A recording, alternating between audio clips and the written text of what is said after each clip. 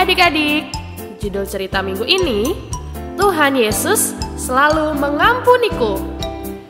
Pada waktu itu, orang-orang Israel melakukan apa yang jahat di mata Tuhan, dan mereka beribadah kepada para Baal. Mereka mulai meninggalkan Tuhan yang hidup. Mereka malah menyembah Allah lain, sehingga mereka menyakiti hati Tuhan. Tuhan memperingatkan orang-orang Israel, tetapi mereka tidak bertobat. Tuhan beberapa kali memperingatkan, tetapi mereka tetap tidak bertobat. Wah, padahal Tuhan kita adalah Tuhan yang lamban dalam hal marah. Tetapi adik-adik, orang Israel sudah sangat keterlaluan. Maka bangkitlah murka Tuhan terhadap bangsa Israel. Tuhan membiarkan mereka diperbudak oleh Kusyan Risjataim, raja Aram Mesopotamia, selama 8 tahun lamanya.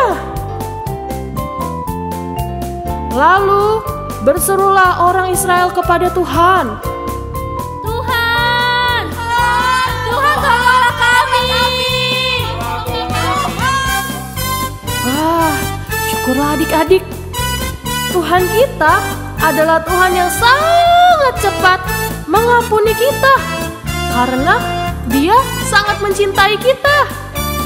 Maka Tuhan membangkitkan seorang penyelamat, yakni Otniel, anak Kenas dari Kaleb.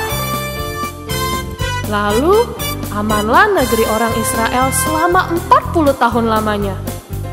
Kemudian Otniel anak Kenas meninggal. Kira-kira bagaimana ya nasib orang-orang Israel selanjutnya? Jangan lupa tunggu cerita kakak besok ya.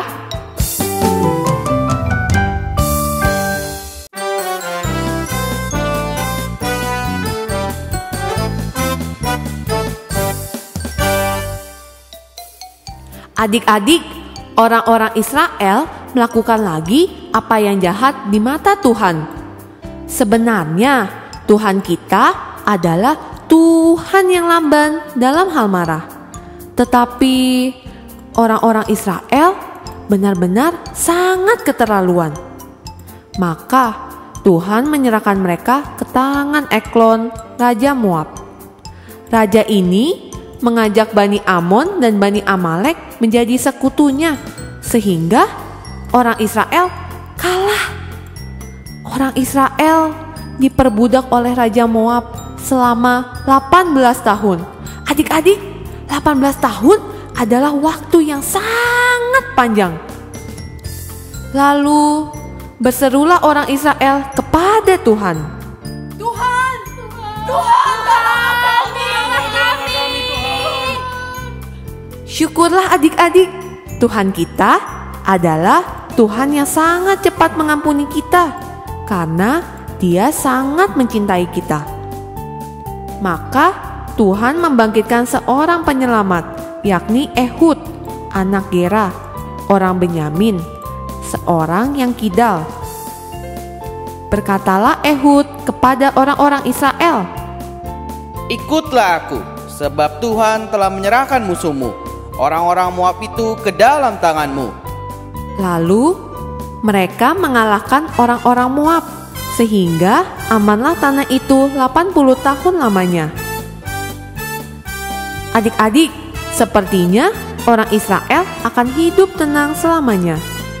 Benarkah demikian adik-adik? Kakak akan kembali melanjutkan ceritanya besok ya.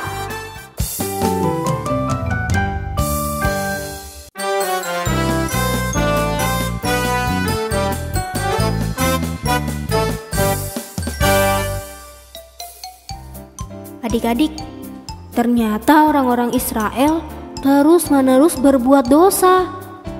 Hingga suatu hari mereka pergi berperang melawan orang-orang Filistin. Mereka berkemah di dekat Ebenezer, sedangkan orang-orang Filistin berkemah di Afek. Ketika pertempuran menghebat, orang-orang Israel terpukul kalah. Mereka kalah oleh orang-orang Filistin yang tewas sebanyak 4.000 orang. Wah, orang Israel pun putus asa. Wah, mereka ingat bahwa ada tabut perjanjian Tuhan. Orang-orang Israel membawa tabut perjanjian Tuhan ke medan perang. Mereka memakai tabut perjanjian Tuhan sebagai jimat agar mereka menang perang. Begitu tabut perjanjian Tuhan sampai di medan perang, bersoraklah seluruh orang Israel dengan nyaring, sehingga bumi pun bergetar. Pada mulanya, orang Filistin ketakutan. Tetapi pemimpin orang Filistin berteriak, "Jangan takut, ayo maju, jangan sampai jadi budak mereka." Wah, adik-adik, hari itu orang Israel terpukul kalah.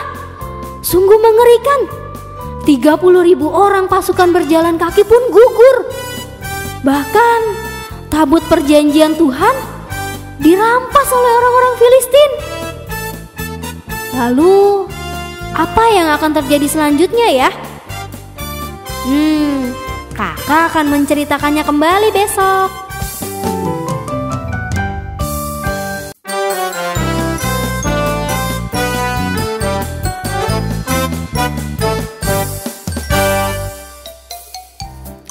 Lalu orang-orang Filistin itu membawa tabut Tuhan ke tempat mereka. Kamu tahu adik-adik, ternyata Tuhan menghukum kota tempat tabut Tuhan disimpan. Tuhan membuat dewa mereka jatuh dari tempatnya, sehingga kepalanya terpenggal dan juga tangannya patah. Wah, Tuhan juga membuat orang-orang di kota itu terkena borok-borok. Lalu Tuhan juga mengirim tikus-tikus untuk merusak tanah mereka.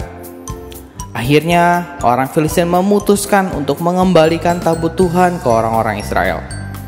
Tabut Tuhan ditaruh di atas sebuah kereta yang masih baru, yang ditarik oleh 2 ekor lembu yang menyusui. Orang-orang Filistin juga menaruh di dalamnya benda-benda emas sebagai tebusan berbentuk benjol-benjol borok mereka dan tikus-tikus. Adik-adik, lembu-lembu itu langsung mengikuti jalan yang menuju ke arah Bet-Shemesh dengan tidak menyimpang ke kanan atau ke kiri. Lalu orang-orang Kiryat-Yearim datang. Mereka mengangkat tabut Tuhan dan menaruhnya ke dalam rumah Aminadab yang ada di atas bukit. Tabut itu tinggal di Kiryat-Yearim selama 20 tahun. Selama itu pula, orang-orang Israel tetap ditindas oleh orang-orang Filistin, sehingga orang-orang Israel mulai mengeluh. Tuhan lalu mengutus Samuel untuk berbicara kepada mereka supaya orang Israel bertobat, membuang semua patung dan hanya beribadah kepada Tuhan. Wah, adik-adik, orang Israel taat. Mereka berdoa dan juga berpuasa, dan hari itu orang Filistin kalah. Begitulah Tuhan kita. Dia adalah Tuhan yang sangat cepat mengampuni, karena Dia mencintai kita.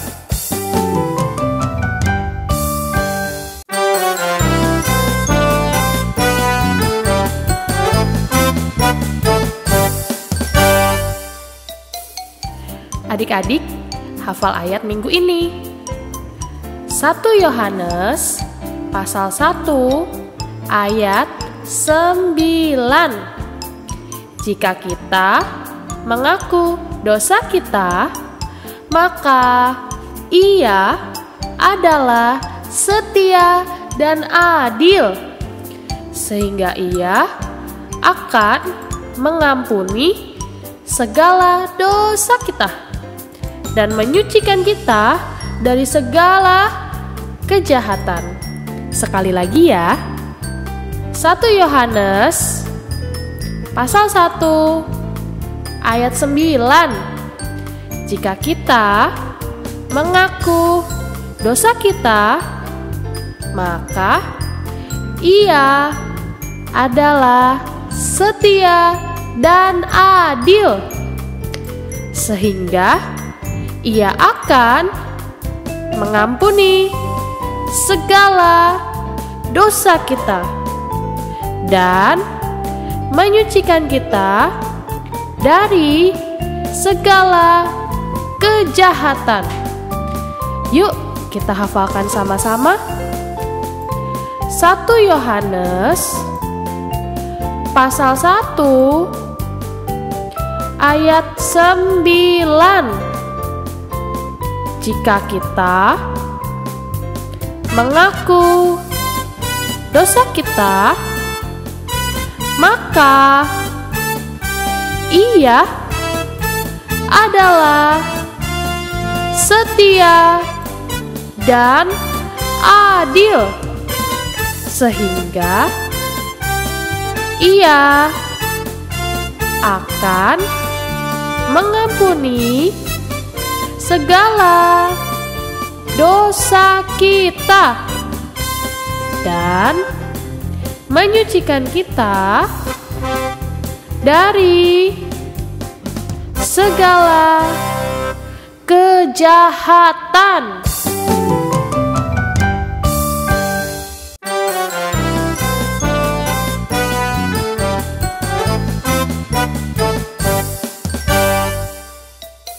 Hafal ayat minggu ini. 1 Yohanes pasal 1 ayat 9. Jika kita mengaku dosa kita, maka Ia adalah setia dan adil, sehingga Ia akan mengampuni segala dosa kita dan menyucikan kita dari segala kejahatan. Yuk kita ulangi sekali lagi. 1 Yohanes pasal 1 ayat 9. Jika kita mengaku dosa kita, maka Ia adalah setia dan adil, sehingga Ia akan mengampuni segala dosa kita dan menyucikan kita dari segala kejahatan. Yuk kita hafalkan bersama-sama. 1 Yohanes pasal 1